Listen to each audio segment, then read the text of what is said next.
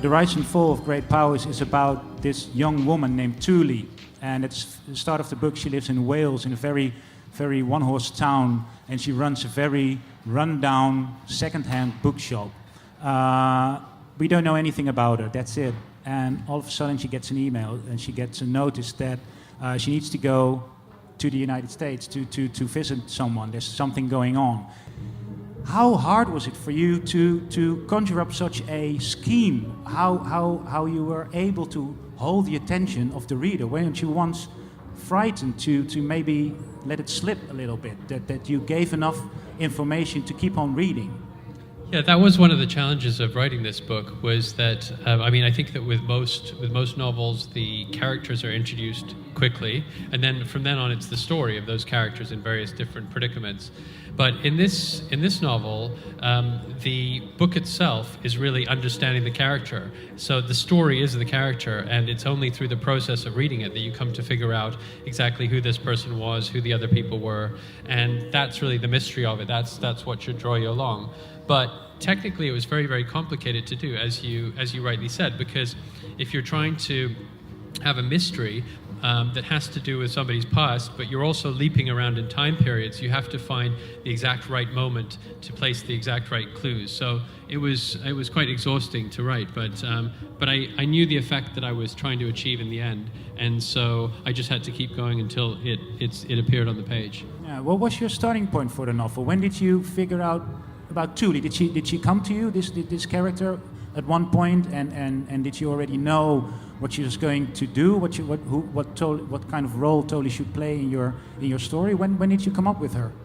Well, the book itself came to me really through an image that popped into my head one day of a young girl being led into the room by the hand, and the person leading her in then leaving, and the door closing, and this girl being in the room. There were two grown-ups there, and they weren't at all interested in her, and she went and sat in the corner, and after a number of hours it became increasingly clear that she was left there, that nobody was coming to pick her up, and she had to figure out what to do, and the adults had to figure out what to do with her. And there was a strange sort of image that popped into my head, but one that I was curious to work out. And so from that, I started to ask, how did she end up there? Who were these people? What would happen next? And from that, I gradually built out the character and her and the other characters. But she didn't come fully formed to me, just as no aspect of the novel really popped into my head in one moment. I think that for me, and maybe for other writers too, that it's through dropping the character in the story that both the character and the story come to life. So early on, the character is, I have a sense of it, more or less, and I have a sense of the story, more or less.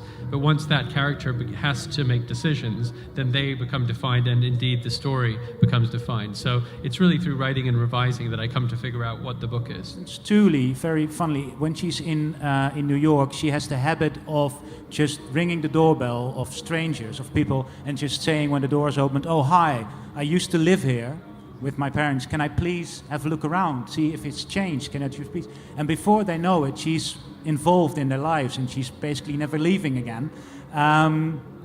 So it's also about a girl trying to find an identity. I mean, it's a huge theme in your book, I guess. Basically, her father drags her all around the world. He's in government.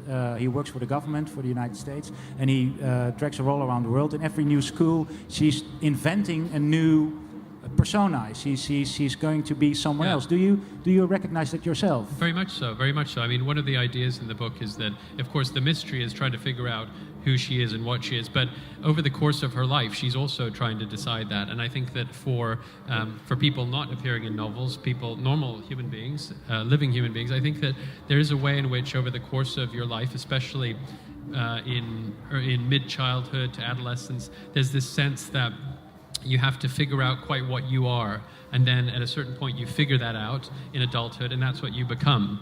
And I don't think that's true to life. I think that in fact the self is a constantly adjusting and changing thing, and probably those people who settle on a single identity end up having to defend it for all the rest of their lives, whereas those who don't, who are able to absorb different things, are able to also live many different selves that are affected by experience and so forth. And that's something that I certainly recognize in my own internationally confused experience. Do you have a certain idea about yourself at this point, and that's so different from, say, 20 years ago? Of course you have changed, but do you feel closer to Tom Rachman, to being Tom Rachman, than maybe 20 years ago? If you can't say that. I think that there's always the sense that your present self is the true self, but I think it's continually proved to be wrong, because I don't think that there is any single self. I mean, the brain is constantly reforming and forming new synaptic roots and so forth, depending on what you do. Whether you spend the next year with 8 hours a day on a smartphone, you're going to become a very different person than if you had spent those years working as a medic with no electricity in the middle of nowhere. So it's not that there's an essential you that is going to be identical. I think that the you is a constantly evolving thing. The question then is how much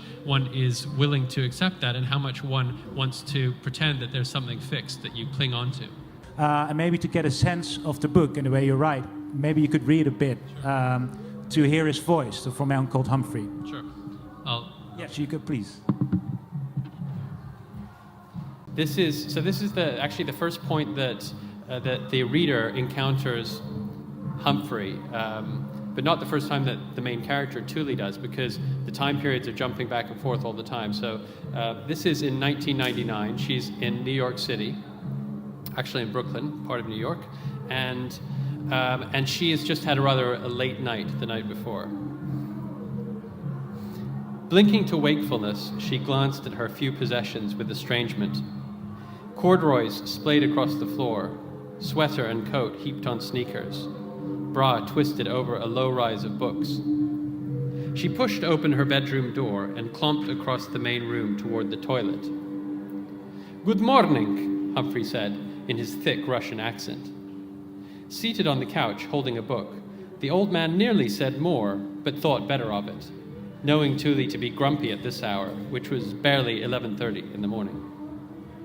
She lapped water from the bathroom faucet, then returned to her bedroom, pulled on her oatmeal sweater and a dressing gown, its belt dragging along the cold concrete floor.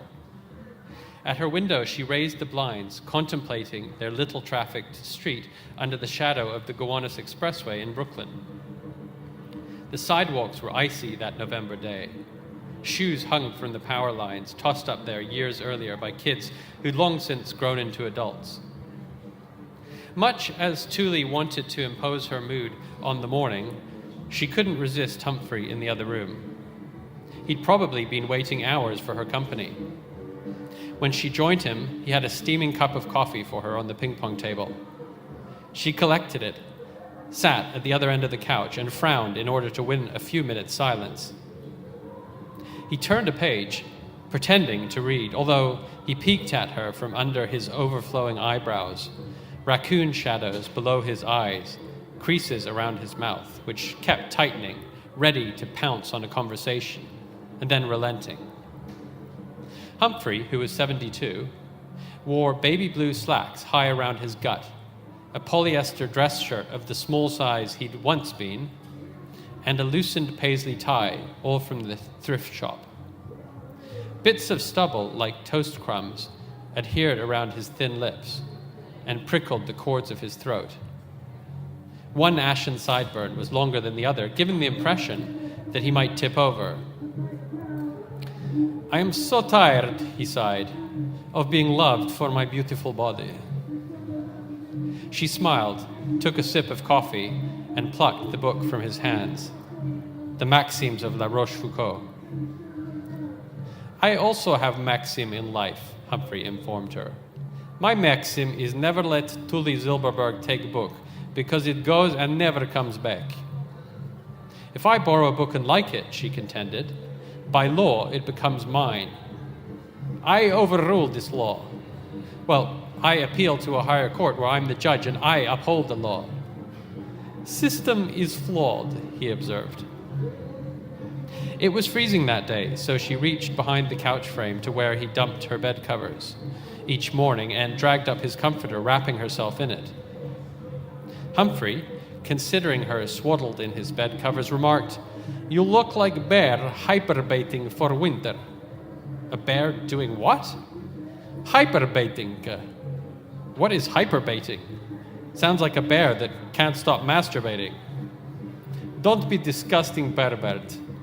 Well, it's a reasonable conclusion, Humph. There aren't that many other words that end in baiting. Plenty words end in baiting. Like what? Like river baiting. What is river baiting? River baiting. When there is echo, you say it is river baiting. Reverberating, she corrected him, isn't a word that ends in baiting. Okay, I give you other. He paused. Here, I have it. Verbating. Verbating. When you speak something and I repeat it back same, then I am saying it verbatim. Verbatim. Yes, sure. That's Humphrey.